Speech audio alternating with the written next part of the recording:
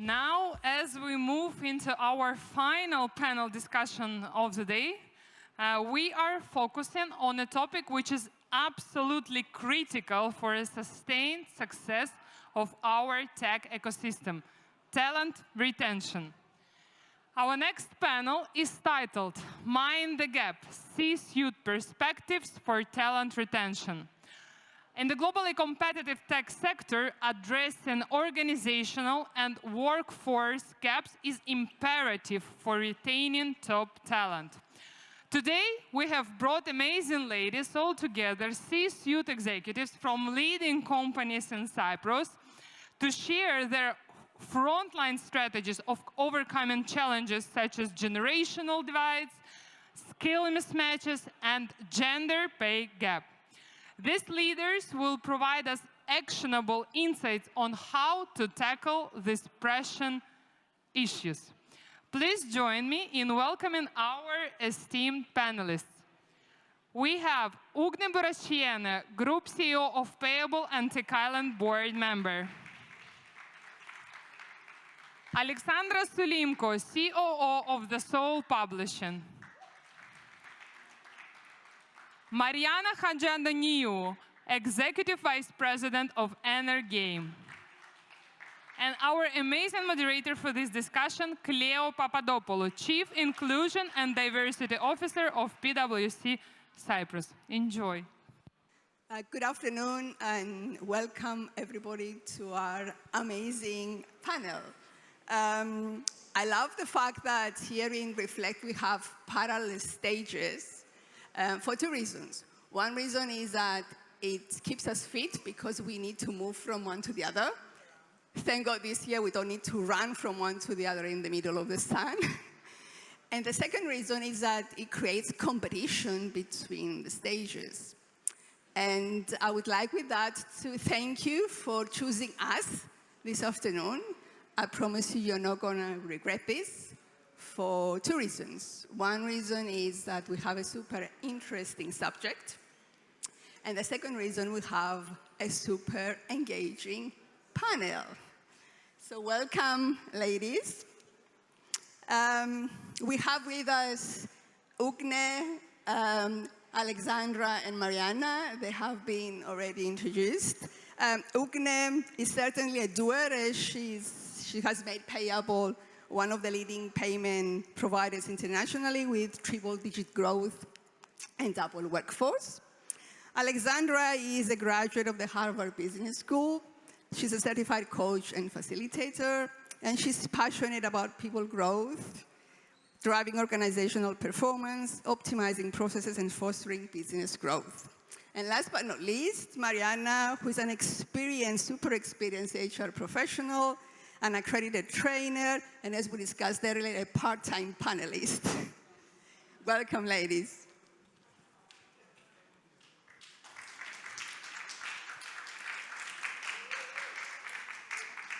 So I'm Cleo Papadopoulou. I'm a senior partner in PwC, and I'm sharing Ugne's let's do it attitude. I'm sharing Aleksandra's authenticity and passion for people growth, and I'm sharing Marianna's direct approach. So we have a lot of things in common. So it's my absolute pleasure to be moderating this amazing panel today. And we're going to be talking about the gaps that affect our ability to either win or lose the war for talent in the tech industry. So Tanya mentioned a little bit about what gaps we're going to be talking about. We'll be focusing on pay equity gap, gender pay gap, skills expectations gap, and generational and ethnicity gaps. And we will explore these gaps and listen to war stories, perspectives, experiences from the lovely ladies here, as well as strategies they have implemented to either reduce or eliminate these gaps. So we'll also have some time to take questions from the audience if you want to gather your questions for the end. The good thing is that we are the last panel, so nobody's going to kick us out until Tanya says enough is enough. You can't stop the discussion now. So we can stay until midnight if you want to discuss. So I'm not gonna say what the ladies are. You can read their bios in the lovely application of Brella. But I'm gonna ask them a couple of questions of who they really are. So it will be the fun facts, ladies. Now, we haven't rehearsed this. They don't know what I'm gonna ask them. Easy questions. So, first of all, a personal characteristic you're proud of. What you hate doing the most. What you hate doing the most. And one thing people would never guess about you. And until you start thinking, I can share mine. Okay. Personal characteristic I'm more proud of is I am free to be myself. So what you see is what you get. One thing I hate doing is cooking and baking. And one thing people never guess about me, I'm a Zumba instructor. Yeah. So, who wants to go first? I can give it a go. I hate waiting. Out of all of the things, for me, it's probably the most hardest thing in the world to wait on anything, on food or things to happen. I really try to fight with myself a lot with that. One thing that I'm proud of, that I'm flexible. I think it's a very good characteristic to have in this day and age, in this world. And what was the first? What was the third? One thing people would never guess about you. One thing that people would never guess about me. I don't know. I'd rather keep that as a secret. Okay. Okay, I go next. I think one of the things that I'm proud of is like I have empathy. I'm like a very much people person. It's not like I hate cooking. It's like avoiding cooking. Yes, I'm avoiding doing the cooking stuff. And what is the third? One thing people would never guess about you. I'm a very Christmassy person. I love Christmas. Okay. Yeah, I'm decorating like mid of October. We would never be friends. Super productions, right? I come to your house for Christmas. Yeah. Aleksandra.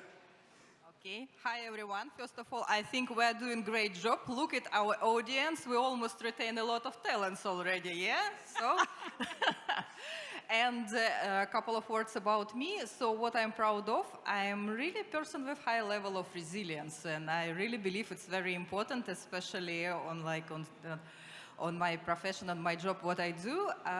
What I hate to do, you know, I hate to parking. The first thing which came into my mind, I hate to parking in the very, very small places, but at the same time, the fun fact which you probably never think about me, I used to be a street racer in my younger age. This is why I hate to parking, because I have my specific way to do it, and actually other person around, they usually don't like it. Great. Okay. Now that we know a little bit better about who we have here on the panel, let's start with the word questions. So we start with the pay gaps, the gender pay gap and the pay equity gap. So let's start by, first of all, understanding what we're talking about, because there's a different level of understanding possibly in the room, and it's good to have everybody the same level of understanding. So pay equity is a concept where you're compensating employees who are doing similar jobs and producing similar outcomes with comparably equal pay, regardless of their gender, ethnicity, race, sexual orientation, or whatever other characteristics they may have. So the key word here is similar, not identical, which means that if we agree that the role of a PA, MA, an MA, and a secretary is pretty much the same, pay equity means that you pay a male MA the same as a female secretary. Pay equity means you pay a colored MA the same wage as a white secretary. Equity pay means you pay a Cypriot MA the same as a Ukrainian or a Russian secretary. I think you will understand what we're talking about. So that's equity, pay equity. And the same applies, of course, to all jobs of equal value. Now, gender pay calculations are run a little bit differently. First of all, they're only focusing on gender, not any other pillar.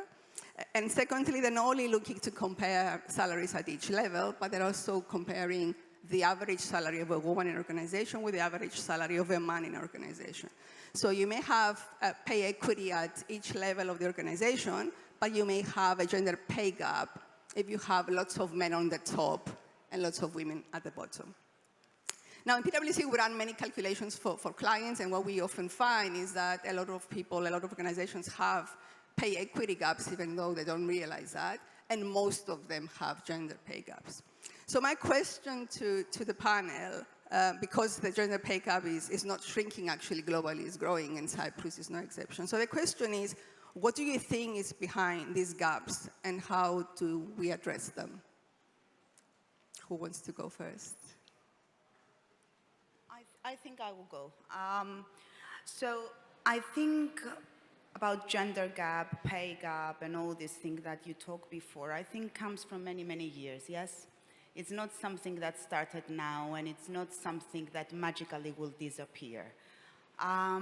So what we are doing at Energame, and it's something that I think most of the tech companies are doing, is that we are trying and we want to be transparent and open when it comes to recruitment processes, when it comes to hiring processes, and when it's ending up to do the payments, yes, and to give the salaries. So what I think, and we will share different views, is that you need to be open, and you need to go to companies like PwC, taking reports, exploring what is in there, and just try to adjust and bring this knowledge that other organizations have in yours. So I think I would agree that this issue is not one day that suddenly appeared and this is how it is. It's an accumulation of a lot of historical events, a lot of things that that led for these differences.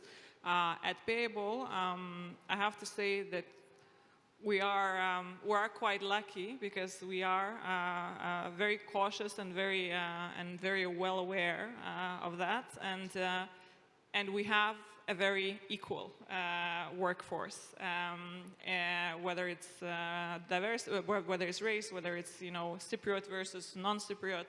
We don't really differentiate. Of course, when we hire people, and it's very important for us, and it happened naturally. Also, we have equal amount of male to female as well in leadership as well.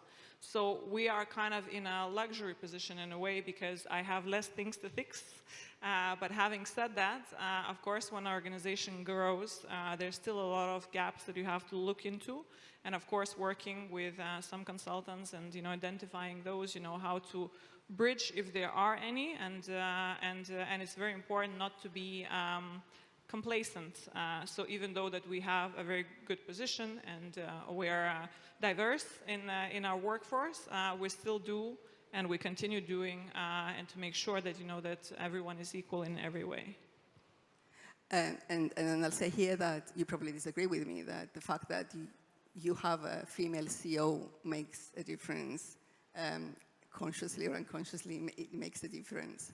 So I've seen many companies with female CEOs that are in a much better shape than companies with male CEOs. So the unconscious biases are sort of taken out when you have a female CEO looking at things a little bit with a different lens than male CEOs. Look, I want to say something about that because sure. I hear that quite a lot, and marketing always tells me to be very careful of when I say things. So I will be very careful and politically correct.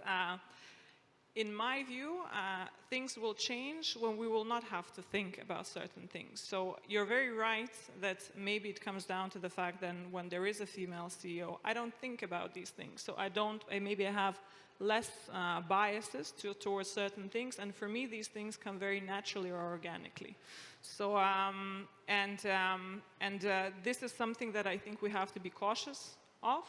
I really wish that that the direction that we're going is that we think about it less and it becomes more organic and natural. So it's not so enforced and yeah.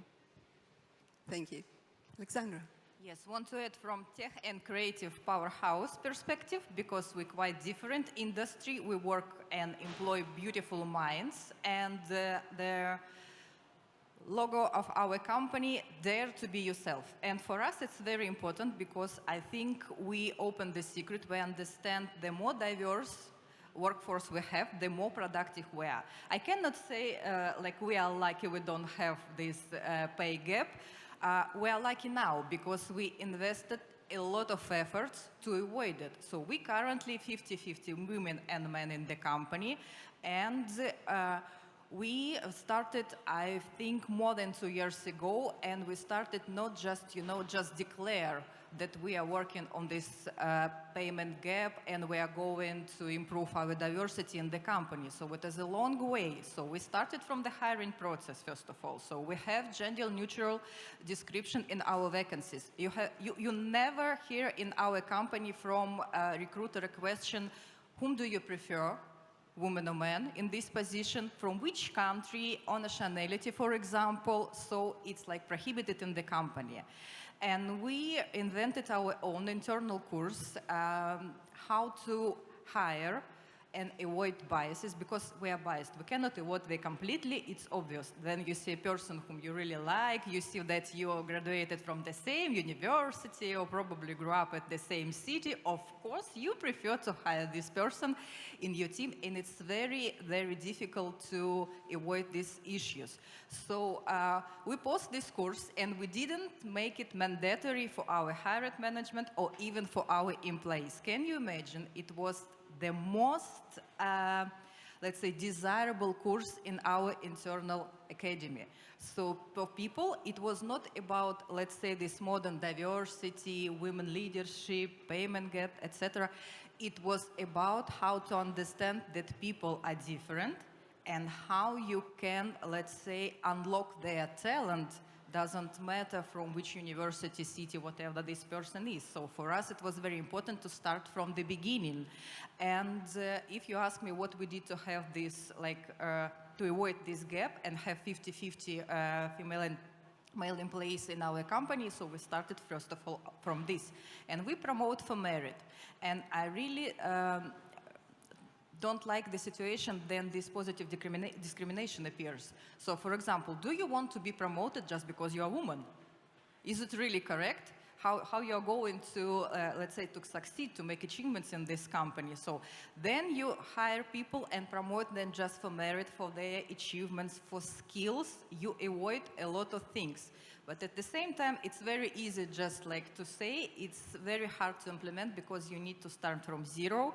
You need to start to work with people and provide a lot of details, why it's important for them, because what we want get job done, yes? We don't want to think about all this stuff. We just want to close positions. We just want to have effective employees. So it's some kind of additional job for you, but at the same time, very valuable for your private life, because me, personally, I believe that when you avoid any gaps, you just like develop yourself and can achieve more from employees. So currently, we don't have pay gap at all. So we have role, jobs, how do you like to name it in different companies, and we have income level, and for us it doesn't matter actually a lot of things. For us matter skills and ability to learn, first of all.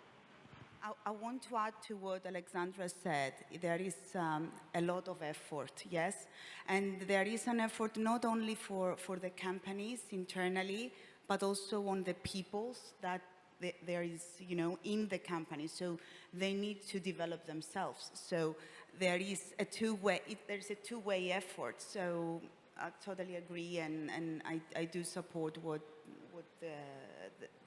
and actually, I would like to add also something to that, because you mentioned that, that we shouldn't be in a situation where, because there's quotas also now in the world, and in many countries where you say, okay, you have to have this kind of, diverse, workforce. And if you put that, that's also not correct, right? So if you say, okay, now I need a female, just because, I need to cover the quota, then I think we're looking at the whole thing in the wrong way.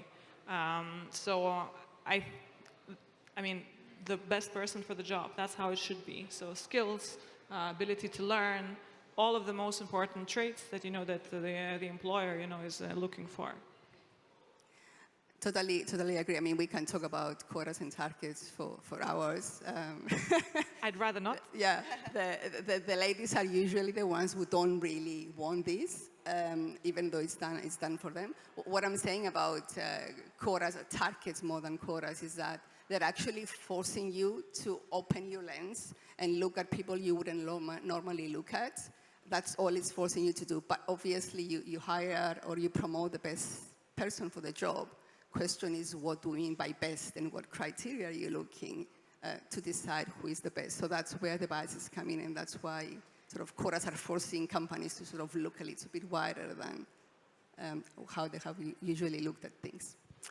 I think maybe just to throw also another thing here, but it's also really, really important what the culture in the company is, right? So because leaders and managers should set a certain example. So to tackle the biases, yes, you can have quotas and all of that kind of things, but if people do not follow and people do not set an example and the organization is not thinking about that, proactively, then everything else will just, fall apart, or it will be not organic in any case. And it starts very early from giving equal opportunities to people to progress.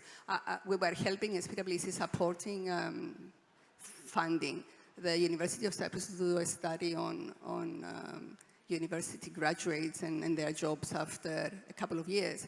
And what emerged is a gender pay gap right from the first couple of years in employment, which was shocking for me. So it's not something that starts, I don't know, the higher levels when you become a senior person in the firm. It starts really early. And it's really worrying because it's not getting better. But I also want to add some, sorry, I'm just, because okay. I had a thought that we were discussing that before on another panel as well. It's also to do with the fact there is a difference between how women and men ask for things. And it's very clear because we have very different characteristics, very different confidence levels in some cases. And unfortunately, I think what you're mentioning is that it starts so early because that difference is always there, right? So I think this is also one of the things that, that we really have to understand and also enable and to make sure that in our organization, everyone has the right access to request for what they are supposed to be getting. Because one might ask more than the other. Absolutely true. Right, I think we have exhausted the first gap. Let's move to the other one then, which is skills and expectations gap. So employers are complaining, and we here have 3 employers and many more in the audience, that they cannot find candidates with the right skills. And then you have candidates complaining that employers are unrealistic with their demands. Someone described looking for a 20-year-old with 25 years of experience. Now, I'm not going to ask you who is right and who is wrong. Usually the truth is somewhere in the middle. What I'm going to ask you is, what are the hardest skills to find when you're looking for new hires? And what do you believe are the reasons for this gap? Okay, I can start. For us, it's very simple. We're a payment fintech company. We have a very limited pool if we talk about Cyprus specifically. Other countries like UK, Netherlands, we don't have such a problem. We have a very specific knowledge base that we require for certain jobs. And in Cyprus, because there aren't that many companies, obviously we don't have that many options. So for those positions where payment experience is clearly required, then we also have to make a choice whether we are just going to hire somewhere else, maybe more expensive, and do it in another location, or we say, okay, so let's break it down. What is it exactly that we need to teach? If the person has the right set of skills and they're willing to learn, we are then looking into basically upskilling them for the payments side, right? So it kind of, for the business like ours, it depends, and we're kind of lucky that we have that luxury to choose. Okay, we're going to hire here, we're going to do here, but we have a hub here in Cyprus, and we invest heavily in Cyprus and in our team here, and we have a large team. So for us, it's a real big problem to find people that have that specific expertise. And unfortunately, there is no, or fortunately, there is just other ways how to tackle it, and we're trying to do that with our means. It goes and applies same to us, you know. It's Yeah, I think it's similar yeah, as well. I think in our industry, I think it's similar. You know, we are lacking of expertise, knowledge on the specific sphere. Let's put it this way. So what we are doing, or focusing on personalities, and then you train the skills. Of course, that goes to huge budgets in terms of training and development. But if you want to be an employer of choice, as we do as Energame, then we need to go after, and you need to invest to people and to develop them. Because, okay, you cannot find and you cannot match job descriptions with candidates at all time. I think this is never-ending discussion about what is better, yeah? To buy skills or to develop skills, yes? And it depends on different situations, let's say. So as for us, we have our internal academy with 800 courses, so we hire for attitude, train for skills, but at the same time, I can say currently is the most important things for us is self-awareness. Because I believe it can solve this issue with graduates and employer. Because graduates, of course, they're ready to be like general managers in 6 months or even tomorrow, yes? So because they lack of this self-awareness. And if we help our employees to understand what they're going to do, because at TheSoul Publishing, for example, I don't know any single employee who joined the company and still has the same role, because we grow, we promote people, and you always need to know what are your expectations and what do you want to do in the company. So, and another thing is learning agility. I can tell you a story. Yesterday, I received a request in my phone from my teenager, 14 years old, about installation of GPT chat. They are in the exam phase right now, and for me it was a question mark. Okay, mom, decide right now. Do you want your kid use this AI, or do you want your kid really has knowledge? So it's actually a choice, yeah, the same like we do with employees. And I understood yesterday that it's more or less the same. So we need to train our people not about knowledge, how to apply this knowledge. And I believe this is more expensive right now. It's not only about very specific skills, technical skills, it's about the efforts, it's about mentorship program that we need to provide to our employees. So just to summarize, self-awareness is critical, especially in our industry, with a lot of opportunities for career growth. And the second thing is learning agility. Currently, you don't have any issues with source of information or courses, whatever. You can choose to go to Harvard, you can choose free of charge Coursera course. It's about, are you ready to really apply these skills? Or you're like waiting, then somebody comes to you and put it into your head and help you to do your job. So I think this is the most critical things for us. So what I'm hearing, you're hiring people for the ability to learn and actually the energy to learn. They can have different careers in the companies for as long as they grow with the company. And I think, coming to the last comment you made, Aleksandra, I was talking to my extended team last week, and I was telling them, nobody's gonna open your brain, put the information there, and then stitch it up.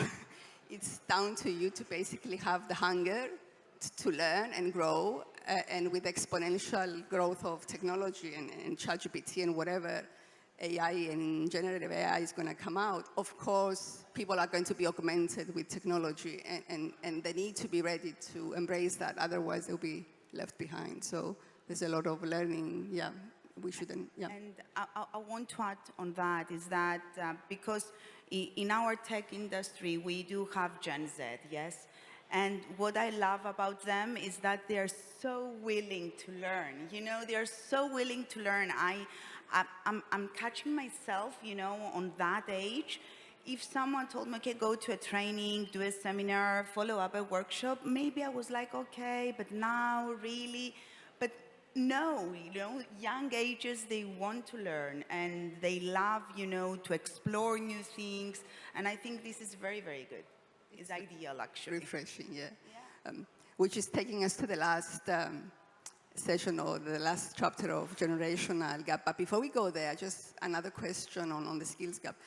What 3 skills do you feel your workforce needs to develop to be fit for the future? I mean, if you ask this question to PwC, it's probably digital will be the number 1 who's going to come. But we're talking about tech companies now where we assume that digital is there or should be there. What else should be there that is missing? You're absolutely right. We are a tech company, so I mean, we focus on that day in, day out. Everything that we do starts from some form of technology. I think in order for organization to be future-proof in terms of people is that you have to have people that can adopt to change, and agility is one of those traits that help you do that. So if you do not do that, and people cannot adopt and cannot do that in the ever-changing landscape of very fast-growing industries, including like games or fintech and payments, then you're really at a loss. And I want to add here for the change management, and especially important how to communicate changes, yeah? Because we know how to manage changes in a different ways, but at the same time, I believe for every company, it's really important to prepare a right communication campaign and help people to connect the dots still. So we're living in the tech skills, let's say, time, but I still believe that human skills still the most desirable for every employer right now. Yeah, and what I think the biggest challenge was a few years ago during COVID, yes? We all wanted to be adaptive, flexible, do changes, be ready, you know, for anything that was happening around us. So I agree, and we should focus there after all. And I will just add very quickly about the fact that you have to communicate change effectively. I completely agree, and transparency in general should be one of the core values for the organization. If you have transparency and if you communicate properly and well, and you have a team that is agile enough, then you can be ready for anything that the business throws your way. And transparency builds trust, which is completely, absolutely necessary in organization. I was facilitating a discussion yesterday online and asked a question because someone said we need more regulation to build trust. And I said, is that more regulation we need or more transparency and honesty to build trust? So that's another big discussion. It's a very big discussion. I think we should leave that for outside. Right. Let's go now to generational and ethnicity gap. You mentioned a little bit about the younger generation, Marianna, and we have XYZ generations now in the workforce, 3 completely different generations. And also, you have a very diverse workforce, all of you, in terms of mix from not just age, but also ethnicity, experience, gender, and whatever else. So you have offices here in Cyprus, but also all over the world, which have different norms, regulations, etc. So the question here is, how do you ensure the actions you take to attract and retain talent actually appeal to everyone? I will go first. I think we all agree that our corporate cultures now are polymorphic, you know, we have people from different countries all over, etc. So what we do is like we keep on listening to our people, getting the vibe of what they want. Of course, you cannot apply and you cannot do everything, no. But the only thing that you can do is, yes, asking and trying to give to people what they want. Maybe it will be flexible hours, you know? We've done it before. We all work from home for so many months. So don't be afraid, you know, to just listen to them and give them what they want. They will be more productive anyway. So I think, yeah.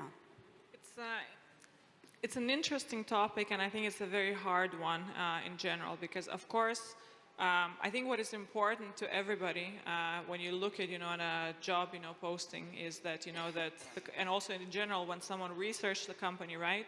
What does the company portray? Do we portray the right kind of values?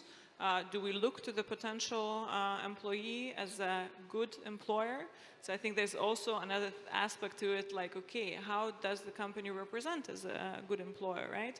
Are you able to transfer what the organization culture is and what our core values are? And then I think that's the fairest way, because then the candidate can choose and to say, okay, I fit in this because, X, Y, Z. So it's kind of a give and take, because you're setting up expectations, because you're already setting up of who you are, what you're kind of expected, and this is also a filter in a way as well, right? So if someone is not fitting, if they don't feel that, this is the right, environment, then that's kind of a filtered down in my view. Yes, want to add here about their talent retention, and especially for different generations. People are different, yes, they require more. So I cannot say that we provide to people what they really want. I can say we provide to people what they really need. So, for example, younger generation, they need high level of autonomy. So they prefer to work and to decide by themselves, yeah, and to avoid any micromanagement, but I believe all generations hate it, yeah. And at the same time, we understand the difference between different group of people and ready to provide for them, like, say, different opportunities. And it's not about, like, to provide the same for different group of people. And in our business, of course, our business, we're always on the bright side, and our business itself, it's very attractive. At the same time, very hard, because you work with the market leader. But when you choose between just regular office or our, like, creative job and work in this amazing environment. So here I can say, well, like, yes, we have this business, and our business itself attract a lot, and it's very, very beneficial for us. But this is also, I think this is exactly what we're all trying to say, because, your business is like that, you're a creative, company, you attract certain people, and you want to attract those certain people, right? So I think we have to take that, understanding is who you are, that's what you attract, right? So be the employer and be the company that you want the people to be attracted to, right? And if your values are not set and if you're not there, then reevaluate, think about what it is, right? And then to say, okay, and I completely agree, is I think to give to everyone what they want is impossible. I don't have everything that I want, okay, so let's start from that. So I think it's important to be fair, and we talked about transparency, and I think it's important to be giving people what they really need. So a good salary, a good base, non-toxic environment to work with, career opportunities, all of the basic things that in some companies they might not exist. And I think that's already a very good base for any employer.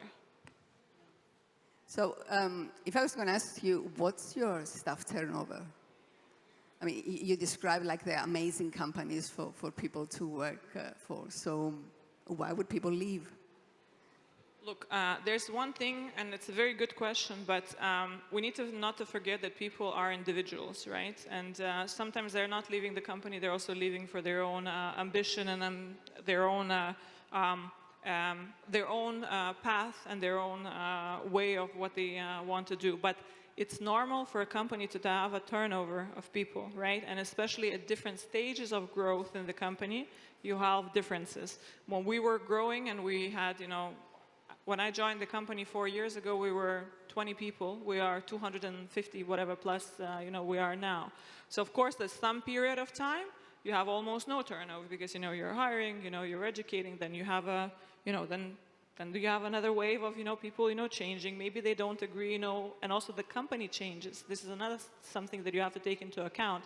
Someone that joined the company 4 years ago, it's not the same company, at least in our case, right? So this, you also have to be so we look at it as a normal thing and as a normal process. But of course, if we were to notice that something is happening and we have, people that, are abandoning the company, then of course you look, for reasons. But you need to understand what is healthy for you, and also you need to understand what has the company gone through, right? And take that into account. And I think about the staff turnover, okay, if you compare the tech industry in general, With other industries, I think, yes, the percentage is minimum. But again, depends on the stage that the company is and the stage that the person is within the company. So, yeah, it might be less than other industries, but it's fine, and we all accept to have staff turnover after all. I can add an example here. So recently I had a discussion with one of our managers. So we love changes at TheSoul, so we change, we transform our company, yes, because our market is very competitive, so it's very interesting process. And again, people are different, not all of them accept changes, yes, and some of them, they prefer to work in a stable environment, yeah?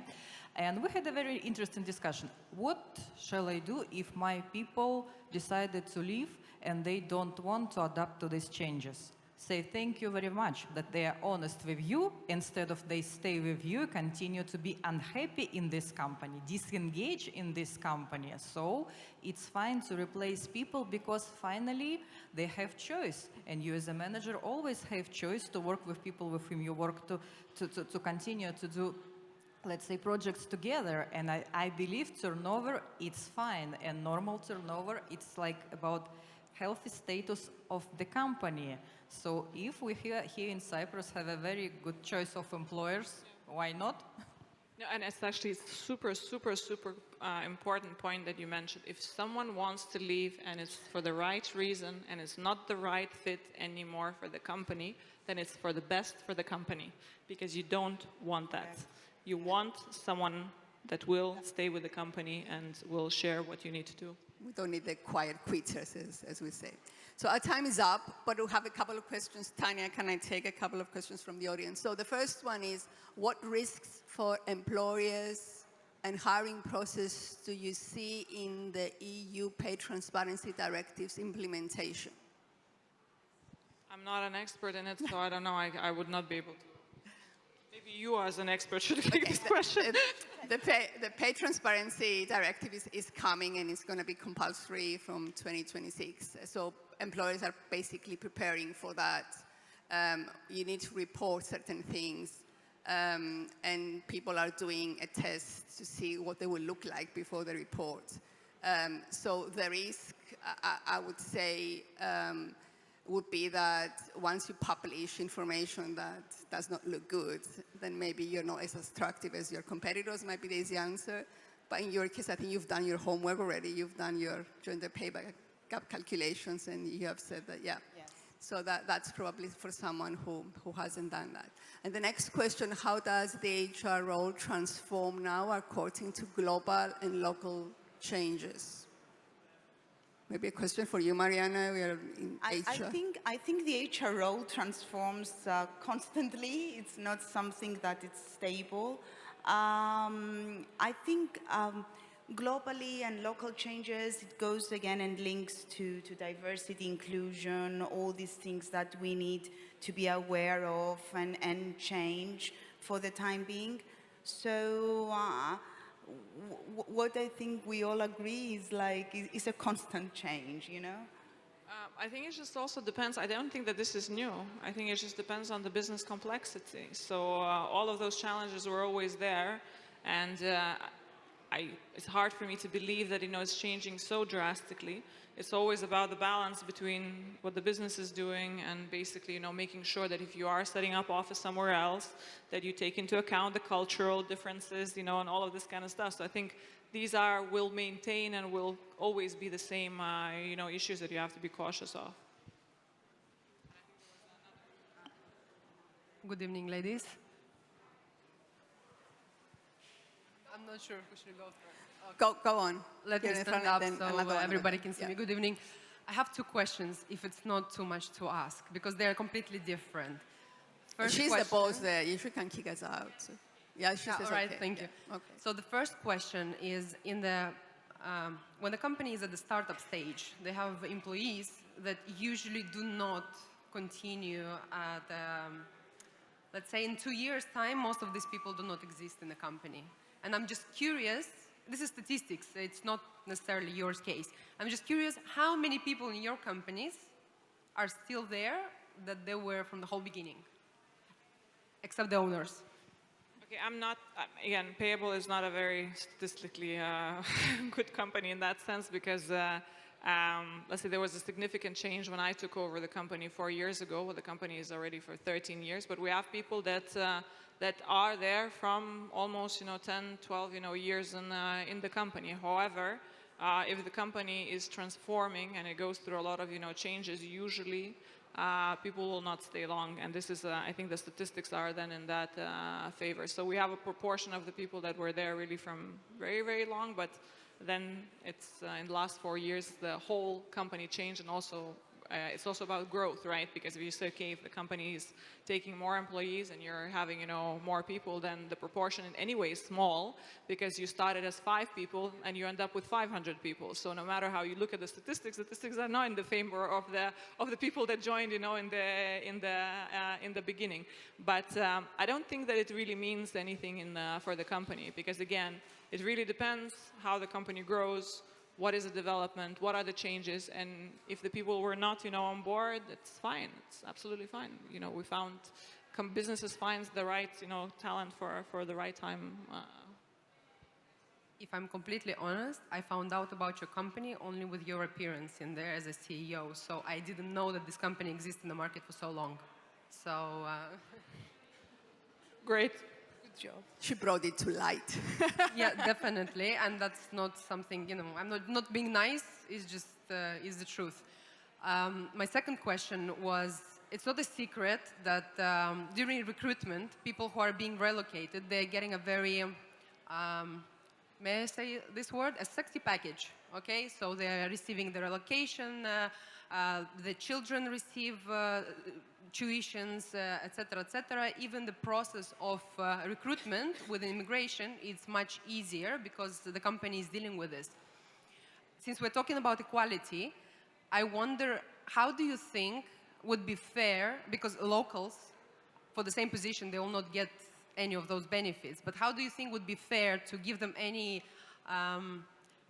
benefit, any incentives for them to receive the same position, the same salary, but to feel fair, basically? This is what I'm trying to say. Okay, again, from Payable side, we do not bring people to Cyprus. So we actually are hiring here, and we're looking for opportunities, to find people, or if we don't find, the right kind of candidates, we train and we upskill them and we make them ready for. But I see your point. And I think maybe someone from your girls' side can answer this because maybe you have some relocation experience. We don't really have it that much that I can pitch in. May I also add one tiny thing? Yeah. It also, I'm asking because I had this experience, okay? And I've received like 8 different, benefits that you receive. And I was like, okay, I'm a single Cypriot living here and you're hiring me for the CFO position, that anything you've suggested, it's not interesting for me. So I don't get any benefits except the salary. It's like, what can you offer for me that I would be interested in your company? And she couldn't answer, and she just, first she ghosted me, but that's a different story. But nobody could answer this question, and I'm like, okay, sorry, not you, next company. I want to say here, maybe it's a joke, but I think it's halfly true. You're living at home in Cyprus, and you don't have a lot of pain, which relicants usually have here. Then they move abroad from their motherlands. And at the same time, we do not provide a lot of benefits to relicants. Furthermore, at TheSoul Publishing, we have 80% remote workers. So we operate in 70 countries. So we are not the company who is obsessed about relocate people from different countries and have all of them here in Cyprus. But at the same time, I agree with you that it's quite unfair. Then you're trying to provide these nice benefits for relicants and at the same time to avoid them to local people. But I believe as a strategy for employers who are really interested in different talents, it can work, unfortunately. So we need just to accept it and try to balance benefit internally. Again, it's not our experience yet, but I believe the companies, they try to solve this issue internally in terms of benefits. Okay, I just want to close it with thank you very much for the panel. It was music to my ears, and thank you, ladies.